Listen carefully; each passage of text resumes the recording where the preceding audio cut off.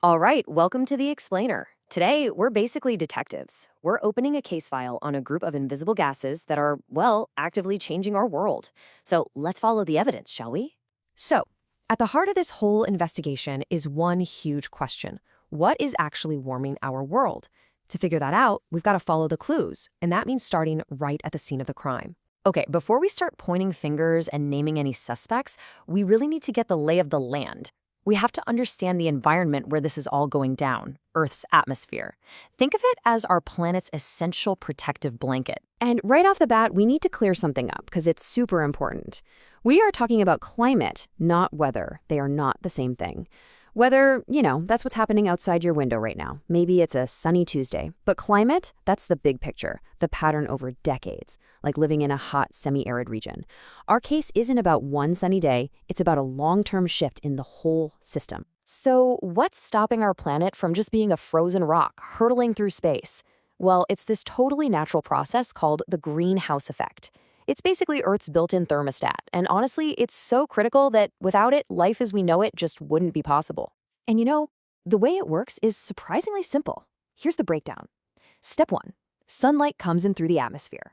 Step 2, the Earth soaks up that energy and then radiates it back out as heat. And then, step 3, certain gases in the atmosphere catch some of that outgoing heat and bounce it back. It's this beautiful, natural balancing act. So the real mystery here is what happens when that balance gets thrown off? And that question brings us right to the heart of our investigation. It's time to meet the main suspects, the ones responsible for beefing up that natural warming effect. Let's get to the lineup of gases. Now, we're not looking at every gas in the atmosphere. Our investigation is zeroing in on a very specific group, the gases that are on the rise specifically because of human activity. These are the key players in our story. All right, here it is. This is our evidence board, our wall of suspects. Take a look. You've got carbon dioxide, CO2, right? That's our baseline. It comes from things like burning fossil fuels, and man, it hangs around in the atmosphere for centuries. But then, look over at methane. This guy's over 28 times more potent at trapping heat. And nitrous oxide? Whoa, we're talking nearly 300 times stronger. And then you have the fluorinated gases. I mean, they're in a completely different league, thousands of times more powerful. Each suspect here has a totally different profile, a different rap sheet. Looking at that board, it leads us to a really crucial point in this whole case.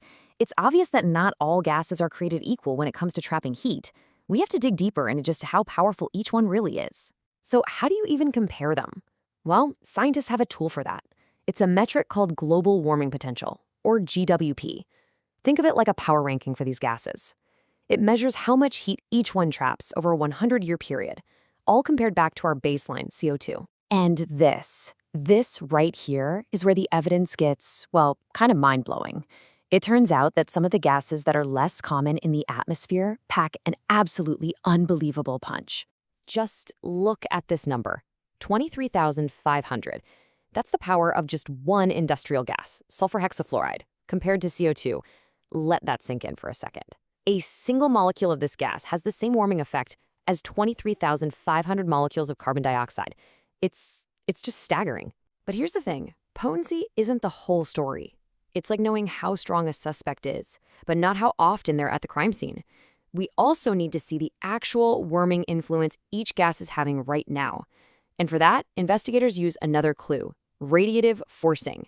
Just think of it as a way to measure how hard each gas is actually pushing the planet to get warmer. Okay, so this chart brings us to a really critical piece of the puzzle. We just saw how incredibly potent some of those other gases are, right? But look at this. It turns out carbon dioxide is still causing the biggest overall warming effect. So why is that? It's simple, really. There's just so much more of it out there. In this investigation, we're learning that abundance matters just as much as raw power.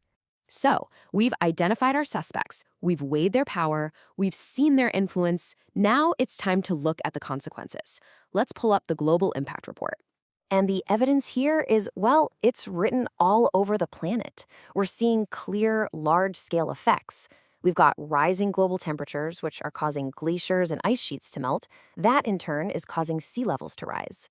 The data also points to these huge shifts in rainfall patterns and, yeah, a definite increase in extreme weather events all over the globe. And of course, those big physical changes don't just happen in a vacuum. They create this whole cascade of consequences for life on Earth.